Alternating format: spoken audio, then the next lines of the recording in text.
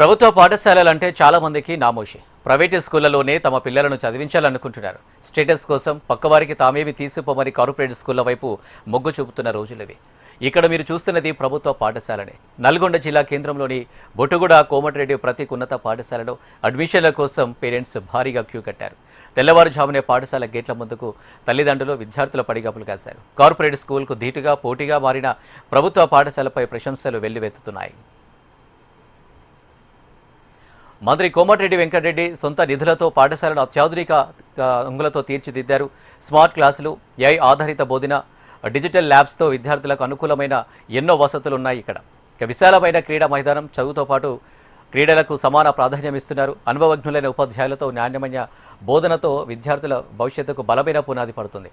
పోషకాహారంతో కూడిన మధ్యాహ్న భోజనం అందిస్తున్నారు. మంచి వసతులు, అత్యాధునిక పద్ధతిలో బోధన తల్లిదండ్రుల విశ్వాసం పెంచింది. నల్గొండ జిల్లా మాత్రమే కాకుండా ఇతర జిల్లాల నుంచి భారీగా దరఖాస్తులు వస్తున్నాయి. ఇది ప్రభుత్వ పాఠశాల కాదు, కార్పొరేట్ స్థాయికి ధీటైన విశ్వవిద్యాలయం అంటూ తల్లిదండ్రులు అభిప్రాయం వ్యక్తం చేస్తున్నారు.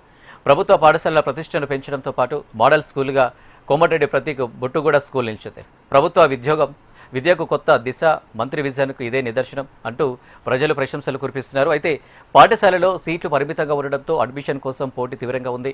నల్గొండ, బొట్టుగూడ, కోమటిరెడ్డి ప్రతీక్ హైస్కూల్ ప్రభుత్వ పాఠశాలలపై నమ్మకం పెంచుతూ విద్యా విప్లవానికి నాంది పలుకుతుంది.